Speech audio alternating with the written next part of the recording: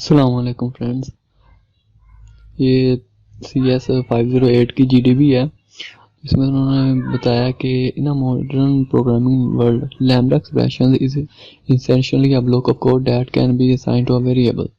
कह रहे हैं कि यहाँ पे एक लैम्डा एक्सप्रेशन होती हैं कि जिसमें एक ब्लॉक ऑफ कोड होता है जो कि आप एक वेरिएबल को साइन कर लेते हो। जैसे ये है, ये ब्लॉक ऑफ कोड है जो कि आप वेरिएबल को साइन कर लेते हो।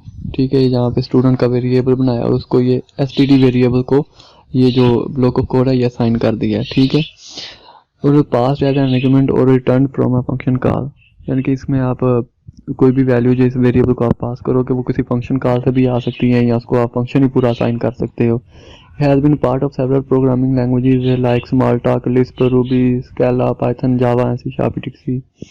For quite some time in context of C Sharp programming, a lambda expressions can be used instead of a anonymous method functions। बहुत देर से ये C Sharp की जो लैंग्वेज है ये lambda expression को यूज कर रही है, ना कि इसको। ये पहले वाली anonymous function कॉलिंग ये थी। ठीक है, और लैम्डा वाली आजकल जो यूज हो रही है वो ये वाली सिंटैक्स उसका यूज हो रहा है। अच्छा, where we do not need to provide access modifier, return type and even name of the method. यहाँ पे हम लैम्डा एक्सप्रेशन में हम ना उसकी रिटर्न टाइप बताते हैं ना उसका एक्सेस मॉडिफायर बताते हैं, यानी कि वो पब्लिक है, प्राइवेट है या क्या है, और ना ही हम बताते हैं उसकी रिटर्न टाइम और फंक्शन के पैरामीटर्स, कुछ भी नहीं बताते। For example the following anonymous method checks if the student is teenager not.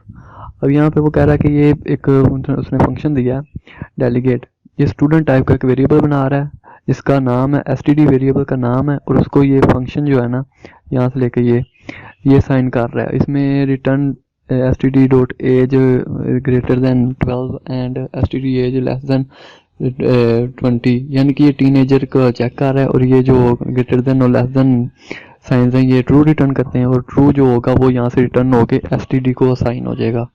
ठीक है, ये एक यानी कि फंक्शन लगा लें, पर ये एनोनिमस फंक्शन है जिसका कोई नाम नहीं है। ठीक है, while the same functionality can be achieved by using lambda as listen to। अब ये लैम्डा के जरिए उसने यही चीज़ को इम्प्लीमेंट किया कि std वेरिएबल को वो असाइन कर रहा है क्या चीज़, ये जो ये ऑपरेटर है लैम्डा एक्सप्रेशन के लिए आप ऑपरेटर यूज़ करेंगे, उसमें std डॉट ए जो है वो ग्रेटर देन 12, वही सेम वो उसने एक्सप्रेशन लिखी है 12 एंड std डॉट एज 20। अब यहाँ पे देख रहे हैं कि ये ज़रा रीडेबिलिटी को ज़्यादा इम्प्रूव कर रहा है बनिस्बत इसके। ठीक है, ये रीडेबिलिटी इतना नहीं है पर राइटेबिलिटी इसकी ज़्यादा है, यानी कि ये आपको कोड कम लिखना पड़ रहा है इसलिए ये राइटेबल ज़्यादा है, बट ये जो है ये रीडेबल ज़्यादा है। ठीक है, तो इसकी आपको यहाँ पे इतनी यानी कि वो इम्पोर्टेंस समझ नहीं आएगी लैम्डा एक्सप्रेशंस की, ये उसमें ज़्यादा यानी कि इम्प्रूव कर सकता है परफॉर्मेंस, जहाँ पे आपका ये जो कोड ऑफ ब्लॉक है ना ये ज़्यादा हो, इसमें ज़्यादा एक्सप्रेशन वगैरह हो, तो फिर जाके आप कोई रिटर्न या कुछ भी कर रहे हो उसके लिए ये अच्छा है। ठीक है, अब यहाँ पे तो वो यही काम इससे भी कर सकता था, ये इससे भी कर सकता था, इसलिए अगर इसको लैम्डा एक्सप्रेशन को आपने यूज़ करना है तो ये ज़्यादा कोड हो तो उसके लिए बेटर रह जाता है। तो यहाँ पे देखें वो कह रहा है कि while the same functionality can be achieved by using the lambda expressions as, वही चीज़ के इससे भी वही काम हो रहा है और इससे भी वही काम हो रहा है कि वो टीनेजर को चेक कर रहा है कि वो टीनेजर है या नहीं student. Here we can see the code has been shortened, writability increased, writability increase हुई है यहाँ पे, और however it makes the code relatively difficult to understand as std। अब ये स्टूडेंट के लिए ज़्यादा मुश्किल ही होगा क्योंकि उसको पता नहीं होगा ये क्या चीज़ है या ये क्या, इसकी ये तो समझ आ जाएगी बट ये अगर उसको पता नहीं है लैम्डा एक्सप्रेशंस के बारे में तो उसको नहीं पता लगेगा, इसलिए ये डिफ़िकल्टी अंडरस्टैंडिंग की तो इंक्रीज़ कर रहा है, पर वो राइटेबिलिटी इससे इंक्रीज़ हो रही है, राइटेबिलिटी इंक्रीज़ हो रही है और डिफ़िकल्टी अंडरस्टैंडिंग की भी इंक्रीज़ हो रही है। ठीक है, और उसके बाद ये देखें इन लिसनिंग टू इसमें इज एम्बिगुअस रीडेबिलिटी डिक्रीज, यानी कि रीडेबिलिटी आपको रीडेबिलिटी डिक्रीज हो रही है, आपको समझ नहीं आ रही ज़्यादा। ठीक है, but what about the reliability. अब उसने पूछा कि रिलायबिलिटी के बारे में आप क्या कहोगे कि इससे रिलायबिलिटी ज़्यादा हुई है या कम हुई है या क्या हुई है। ठीक है, अच्छा, being a programmer expert you are required to compare both approaches, code written और without lambda, that state which one is better in terms of the reliability in C# programming languages। अब इसमें बताना है कि जो ये लिखी है और ये जो लिखी है दोनों अप्रोचेस में से ये है विदाउट लैम्डा एक्सप्रेशन और ये विद लैम्डा एक्सप्रेशन। दोनों में से बतानी है कि कौन सी जो है वो एक्सप्रेशन हमारे पास रीडेबिलिटी को बल्कि रिलायबिलिटी को जो है वो किस तरह से इफेक्ट कर रही है। चलो फ्रेंड्स, ये है उसका सोल्यूशन है CS 508 की GDB का कि the use of the lambda expression would not influence the reliability since वो उसको इन्फ्लुएंस नहीं करती, यानी कि उस पर कोई इम्पैक्ट नहीं करेगी लैम्डा एक्सप्रेशन को जब आप यूज़ करेंगे। वो क्यों नहीं करेगी वो ये देखेंगे, because it is an attempt to reduce the remedy of the anonymous functions and the lambda expression was invented for the following factors it should not affect the reliability. वो क्योंकि लैम्डा एक्सप्रेशन हमारे पास बनी ही इसलिए थी कि वो just anonymous function जो थे उसको यानी कि उसकी हैसल को कम करने के लिए बनी थी। अब यहाँ पे वो उसके जो फैक्टर्स हैं वो देख लें। Lambdas are just syntactically different for compilers, यानी कि जो इसका सिंटैक्स ही डिफरेंट होता है उससे अनोनिमस फंक्शन से और इससे लैम्डा एक्सप्रेशन से, यानी कि जस्ट इन दोनों का सिंटैक्स ही चेंज है। अब कहा है ये कंपाइलर इसको ट्रीट एक जैसा ही करता है। If you have compiled the code it would be converted into simple anonymous functions code, यानी कि जब आप इसको कंपाइल करोगे तो कंपाइलर ऑटोमेटिकली ही इसको अनोनिमस फंक्शन में खुद ब खुद ही ट्रांसलेट कर लेगा, यानी कि जिससे सिर्फ आपको ये फ़ायदा हुआ है कि आपकी राइटेबिलिटी इम्प्रूव हो गई है, यानी कि आपको लिखना कम पड़ा है और वो कंपाइलर बिहाइंड द सीन खुद ब खुद ही उसको कन्वर्ट कर लेता है अनोनिमस फंक्शंस में।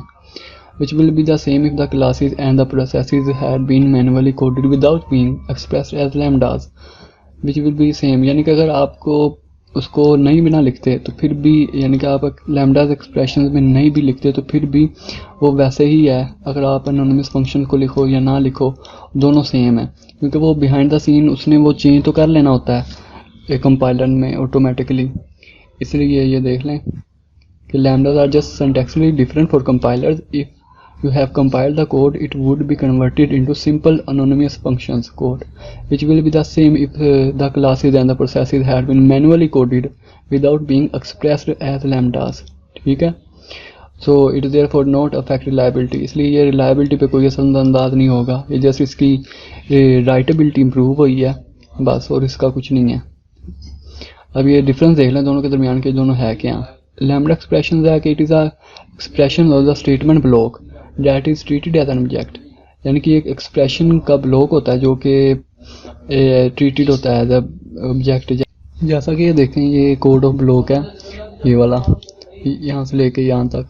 अब ये कोड ऑफ ब्लॉक जो उसको जैसे std को असाइन किया है एक वेरिएबल को, उसी तरह से वो यहाँ पे ये कह रहा है कि इट इज़ एन एक्सप्रेशन और an statement block that is treated as an object, जो कि एक ऑब्जेक्ट के तौर पे ट्रीट होता है। और यहाँ पे हमारे पास जो स्टूडेंट है वो एक ऑब्जेक्ट है, ठीक है। उसके बाद एनोनिमस फंक्शन क्या होता है, an anonymous method is a method without a name, जिसका कोई नेम नहीं होता।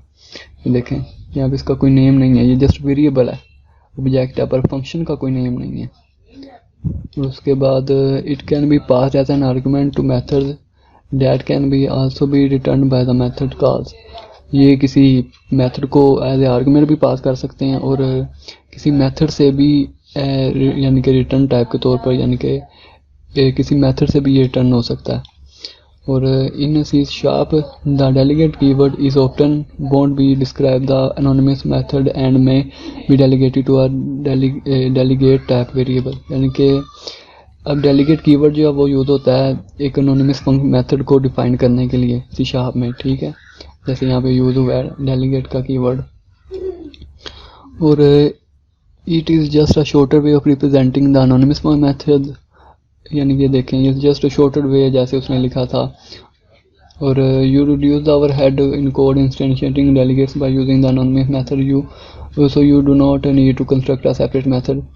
अब एनोनिमस फंक्शन में आपको कोई सेपरेट मेथड की, यानी कि मेथड वो होता है जिसका कोई नाम हो, पर यहाँ पे उसका नाम ही नहीं है, इसलिए ये एनोनिमस मेथड है। मैं उम्मीद करता हूँ कि डिफरेंस इसका आपको समझ आ गया होगा। अगर आपको इसके GDB के रिलेटेड कोई भी इशू है तो वो आप कमेंट्स में या व्हाट्सएप पे मुझसे डिस्कस कर सकते हैं। शुक्रिया देखने के लिए।